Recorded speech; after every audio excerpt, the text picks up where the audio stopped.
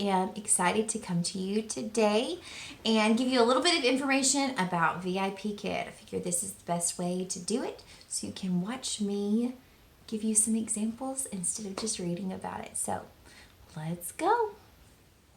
Okay, it's introduction time. It is extremely important when you are teaching your classes and especially in your interview that you introduce yourself. You want your kids to know what your name is, and you definitely want to get their name. Their name when you are teaching is going to be at the top of their screen, but so many of them use an English name and it's not always listed. So it's always fun for me to hear them say their name. So that you know how to pronounce it throughout the lesson and to just hear if it's different than what is on the screen. So here's an example of how to do it. I use just this cheap little whiteboard that I got from the Dollar Tree. You do not have to use anything fancy. In fact, you can just write it on a piece of paper if you want to. But you're going to say, "Hi, my name is Teacher Whitney. What is your name?" "Hi, Emily. Nice to meet you. How are you today?" "I am happy too. Are you ready?"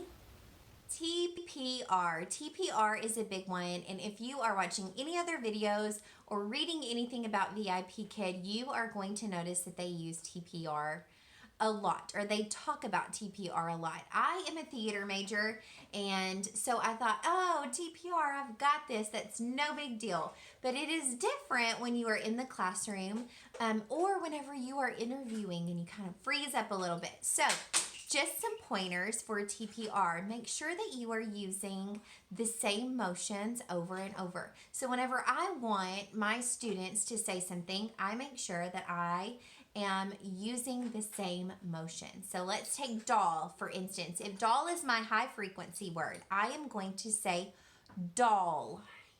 I have my finger here for me to say the word by my mouth. Doll.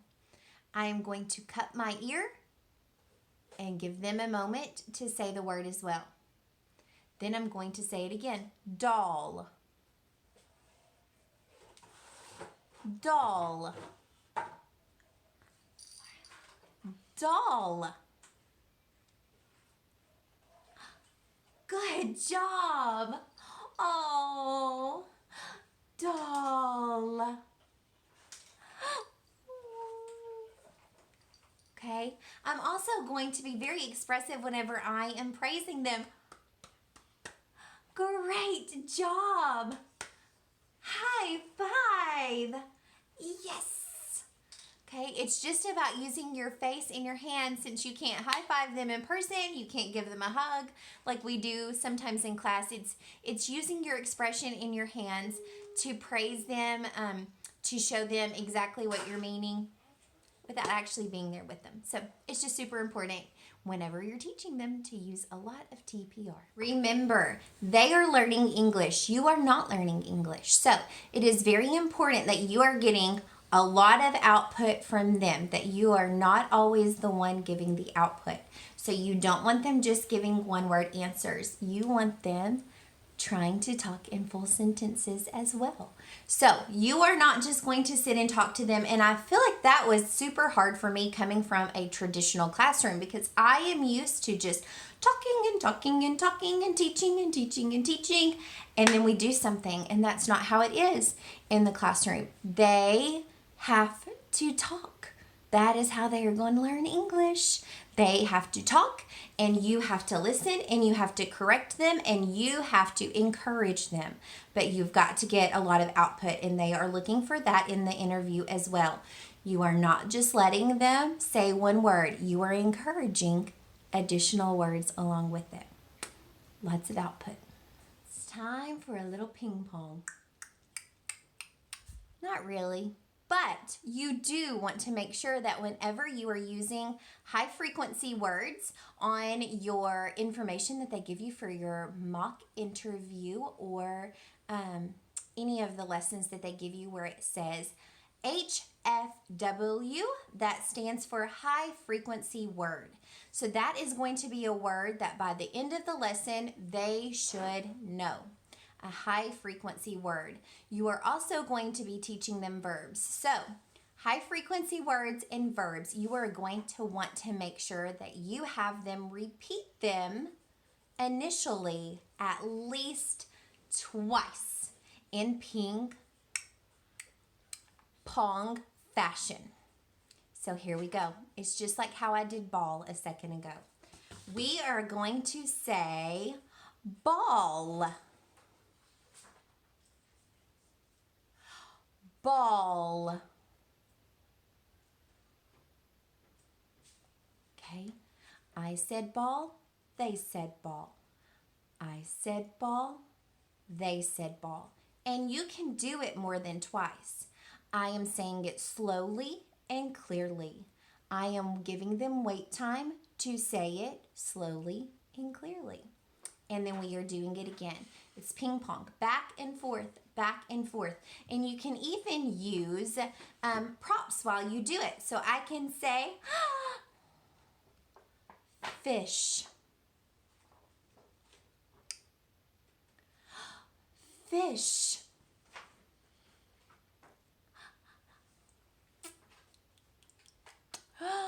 Fish.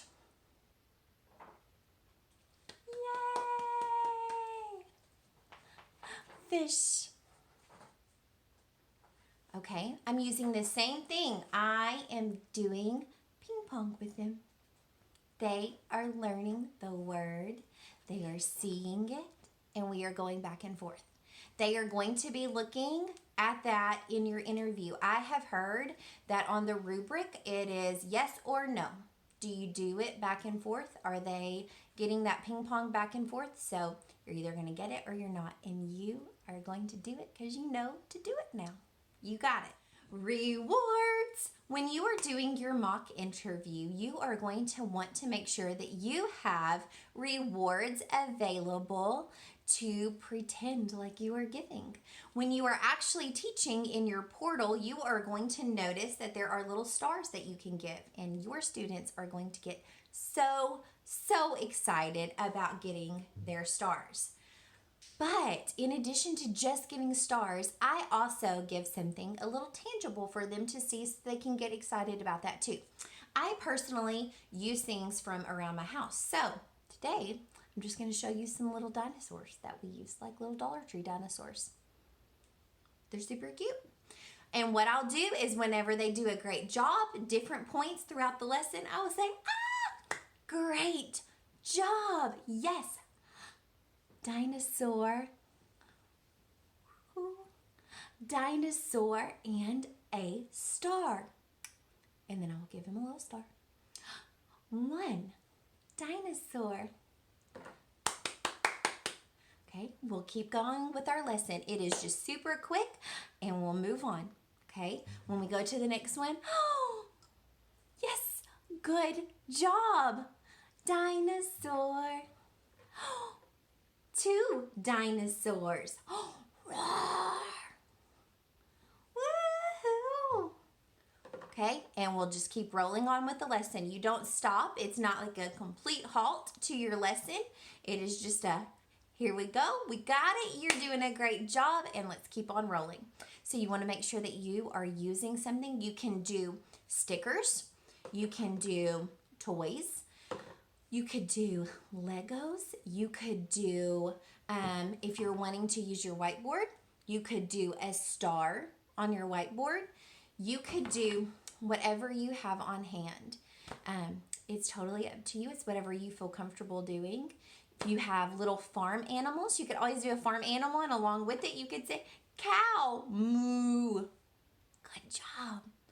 And you could keep on rolling with it. So don't forget your rewards. Classroom setup. I was adamant whenever I started this that I was not going to spend a lot of money. I had tried to do other little side hustles that had cost me money, and that was my point with this. I was not going to spend a lot of money on anything. I didn't want something that required me purchasing products, that required me selling something. I am not a salesperson, and I have learned that along the way.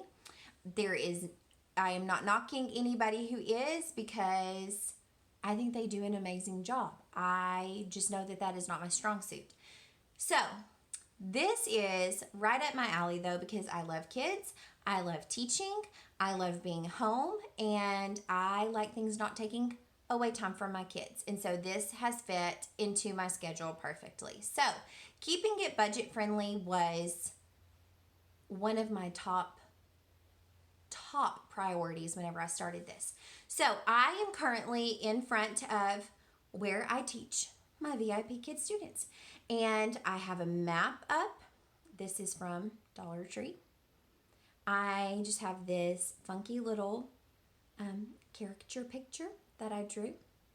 I have a little garland sweeping across. I try to hide that cord so you can't see it. I have a little pom-pom ball back there. On this side, I have just a little dresser, a globe, and then some books. I try to keep it really simple because I don't want it, number one, super distracting for my students. Right now I'm filming on my phone, and so whenever you'll notice when you get into your teacher portal, it looks very different than it does on your computer normally, or on a phone, or on a camera. It's just very different whenever you're on your actual teacher portal. I also just use a silver, like, construction worker clip lamp, and instead of using like a fancy ring light or anything, guys, you really don't have to spend a ton of money. This is about you making money and not spending a ton of money. So that is what I personally have used. Don't try to get all fancy. You could put just paper behind you and decorate it with letters. I promise if you look around your house, you already have things that are good to go. So don't fall into the Pinterest rabbit hole of super fancy backgrounds. If you want to, go for it, but don't feel like you absolutely have to do that in order to be successful, because you do not. Okay, last thing, because I think I'm making this video way longer than I ever intended to. I would love to help you out on this entire journey. This has been a huge blessing for me and for my family. I would love to help you through the process in any way that I can. If you want to email me, I will link it below.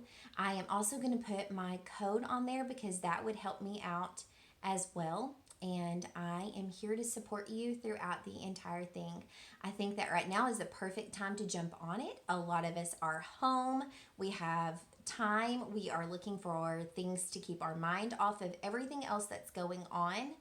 And I just think it's a great time for you to jump on this and get going and get your feet wet before everything else starts back up. So I am here for you to answer any other questions. I am going to work on doing a quick 10-minute mock interview that I videoed, just like I would be doing it if you were doing it, like how you will be doing it.